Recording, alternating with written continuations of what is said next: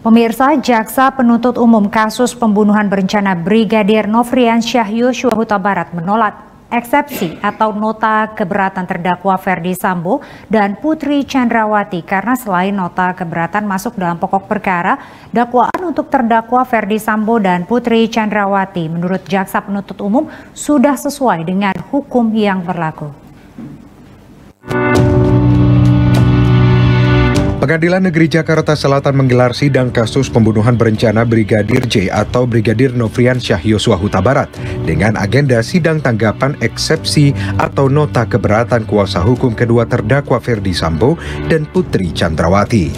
Sidang pada hari ini dipimpin oleh Ketua Majelis Hakim Wahyu Iman Santosa dengan dua hakim anggota Morgan Simanjuntak dan Alimin Ribut Sujono. Jaksa Penuntut Umum dengan tegas menolak seluruh eksepsi kuasa hukum karena dalam dakwaan Jaksa Penuntut Umum terhadap terdakwa selain dakwaan dianggap telah sesuai dengan hukum yang berlaku, nota keberatan dianggap masuk dalam pokok perkara. Menanggapi keputusan Jaksa Penuntut Umum, kuasa hukum Putri Chandrawati Arman Hanis menilai Jaksa Penuntut Umum kurang cermat dalam menguraikan peristiwa dan menyusun dakwaan. Tanggapan dari Jaksa Penuntut Umum terkait eksepsi tersebut yang kita cermati dari yang dibacakan oleh Jaksa Penuntut Umum itu jelas tetap menurut kami tetap tidak menguraikan peristiwa, tidak untuk rangkaian kejadian seperti apa, hanya menanggapi secara formil, tetapi memang dalam eksepsi itu formil semua. Menurut kami harusnya dalam dakwaan itu harus disusun secara cermat jelas. Rangkaian atau urutan peristiwa harus betul-betul dirangkaikan sehingga apa yang menjadi perbuatan pidana yang dilakukan oleh masing-masing terdakwa itu bisa kelihatan perannya masing-masing. Itu menurut pendapat saya. Nanti mungkin ada tambahan dari Mas Ferdi atau Bang Rahmat. Tapi intinya menurut kami bahwa di dalam tanggapan itu tetap jaksa tidak konsisten dalam merunut dakwaan yang rangkaian peristiwanya seperti apa, harus uraian peristiwanya harus dijelaskan secara khusus. Hal senada disampaikan oleh kuasa hukum Ferdi Sambo, Rasamala Aritonang. Rasamala menilai tanggapan jaksa atas eksepsi yang diajukan tidak konsisten. Yang terkait dengan inkonsistensi tadi, sebenarnya kan catatan kemarin kami di eksepsi, salah satunya adalah soal kapan sebenarnya perencanaan itu terjadi. Jadi kalau kita baca surat dakwaan kan seolah-olah perencanaan terjadi sejak masih di Magelang, tetapi dakwaan sendiri menyebutkan ketika Bu Putri melapor kepada Pak Sambo di Saguling dan Pak Sambo emosional, tetapi dengan kecerdasannya kemudian menenangkan diri dan setelah itu membuat rencana untuk menghabisi dan seterusnya, kan begitu ceritanya. Tapi jelas di situ bahwa rencana itu muncul di Saguling kalau di persidangan dakwaan, tapi juga di Magelang perencanaan itu. Jadi yang mana yang sebenarnya itu yang salah satu yang kita nilai inkonsisten dalam kaitan dengan dakwaan itu. Sayangnya itu tidak ditanggapi atau dijawab dengan jelas di dalam tanggapan jaksa barusan.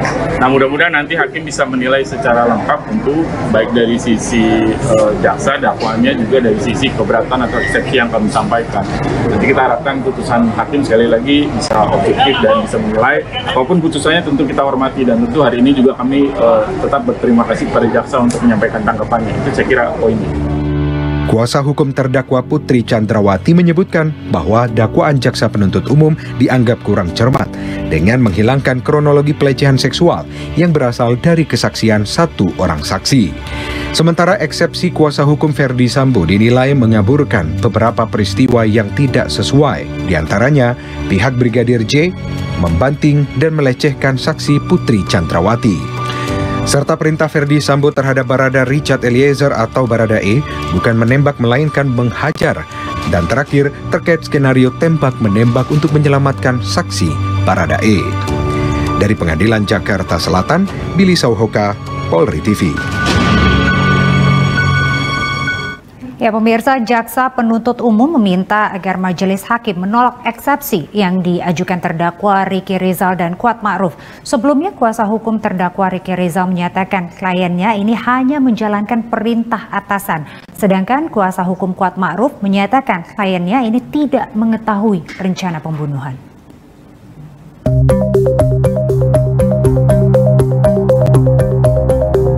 Terdakwa Ricky Rizal dan Kuat Ma'ruf kembali menjalani sidang kasus pembunuhan berencana terhadap Brigadir Nofriansyah Yosua Huta Barat di Pengadilan Negeri Jakarta Selatan. Agenda sidang adalah pembacaan tanggapan nota keberatan atau eksepsi oleh jaksa penuntut umum. Pada sidang pembacaan nota keberatan, Ricky Rizal dan Kuat Ma'ruf melalui penasihat hukumnya meminta majelis hakim menetapkan pemeriksaan perkara tidak dilanjutkan, membebaskan dari segala dakwaan, serta dilepaskan dari tahanan, termasuk memulihkan hak dalam hal kemampuan, kedudukan, harkat, serta martabatnya. Tim penasihat hukum Ricky Rizal menjelaskan alasan pengajuan pembacaan nota keberatan atau eksepsi, yaitu Ricky hanya anak buah Ferdi Sambo yang tidak bisa menolak perintah atasan. Kemudian Ricky sama sekali tidak mengetahui peristiwa dugaan pelecehan seksual terhadap istri Sambo. Ricky juga disebut tidak mengetahui mengenai persiapan atau perencanaan senario pembunuhan terhadap Brigadir Yosua. Ini kan posisinya jawaban sapu jagat. Sapu jagat dalam artian menjawab eksepsi dari Sambo, dari Bu Putri, copy paste sehingga posisinya tidak menjawab spesifik dari eksepsi kita. Jadi itu hak mereka bahwa memang sebagian memang posisinya di posisi kita memang masuk materi. Kita punya trik bahwa kesan selama ini di masyarakat dikesankan bahwa kita adalah bagian dari rencana pembunuhan berencana yang didakwakan oleh JPU. Ternyata setelah kita sampaikan tadi, kita urai dengan analisa hukum dan fakta-fakta dari keterangan bukan dari kita, tapi dari keterangan terdakwa lain sebagai saksi di dalam BAP. Dikonfrontir. Terus di situ terjawab sejak perencanaan dari Magelang mengamankan senjata, konvoinya ada 3 tempat. Mengamankan senjata karena di situ ada Kuat Ma'ruf, terjadi perselisihan dengan Joshua. Seorang polisi mengambil inisiatif, resiko besar mana senjata ini saya amankan kalau tidak, karena Kuat Ma'ruf membawa pisau. Yang pada intinya mengenai tanggapan jaksa hari ini adalah tidak menjawab administratif perbedaan antara dakwaan dengan berita acara. Tidak sesuai, tidak ditanggapi karena dianggap masuk kepada pokok perkara. Itu garis besarnya. Sedangkan pada sidang Kuat Ma'ruf, tim penasihat hukum Kuat Ma'ruf menyebutkan bahwa jaksa telah keliru dalam menyusun surat dakwaan dengan menyebut jaksa penuntut umum tidak mencantumkan peran Kuat Ma'ruf dalam kasus pembunuhan Brigadir Nofriansyah Yosua Huta Barat. Terkait Kuat Ma'ruf yang membawa pisau saat akan ke rumah Ferdi Sambo di Duren 3 adalah untuk berjaga-jaga saat Brigadir Yosua melawan, tim penasihat hukum Kuat Ma'ruf menganggap pernyataan tersebut hanyalah asumsi, lantaran sebelumnya dijelaskan bahwa Kuat Ma'ruf tidak mengetahui rencana pembunuhan. Dengan alasan tersebut, tim penasihat hukum terdakwa Kuat Ma'ruf meminta majelis hakim untuk membatalkan surat dakwaan Kuat Ma'ruf sebagaimana eksepsi atau nota keberatan. Dalam tanggapan eksepsi, jaksa penuntut umum meminta majelis hakim menolak seluruh nota keberatan atau eksepsi yang diajukan kedua terdakwa, yaitu Ricky Rizal dan Kuat Ma'ruf. Dari Jakarta, Christian Hendra, Polri TV. Ya pemirsa, sidang kasus pembunuhan berencana Brigadir Yosua Huta Barat ini kembali digelar di Pengadilan Negeri Jakarta Selatan dan berikut adalah hasil sidang hari ini tanggal 20 Oktober 2022. Yang pertama ini adalah terdakwa Ferdi Sambo. Jaksa meminta hakim untuk menolak eksepsi, maka sidang akan dilanjutkan pada hari Rabu tanggal 26 Oktober 2022. Kemudian terdakwa kedua ini adalah Putri Chandrawati. Jaksa meminta hakim untuk menolak eksepsi, maka sidang akan dilanjutkan pada hari Rabu tanggal 26 Oktober 2022. Kemudian yang ketiga pemirsa, ini adalah terdakwa Kuat Ma'ruf. jaksa meminta hakim untuk menolak eksepsi, maka sidang akan dilanjutkan pada hari Rabu tanggal 26 Oktober 2022. Kemudian terdakwa Ricky Rizal, jaksa meminta hakim untuk menolak eksepsi, maka sidang akan dilanjutkan pada hari Rabu tanggal 26 Oktober 2022. Untuk keempat terdakwa ini, sidangnya akan dilanjutkan pada hari Rabu 26 Oktober 2022 dengan agenda pembacaan putusan sela oleh hakim. Putusan sela adalah putusan yang dijatuhkan oleh hakim sebelum hakim memeriksa pokok perkara, baik perkara pidana maupun perkara perdata. Putusan sela biasanya dijatuhkan karena adanya eksepsi dari terdakwa atau penasehat hukumnya. Dalam putusan sela nanti, hakim akan memutus apakah petitum dalam eksepsi tersebut akan diterima atau tidak. Jika ditolak, maka persidangan akan dilanjutkan dengan memeriksa pokok perkara, yakni pemeriksaan atas saksi-saksi.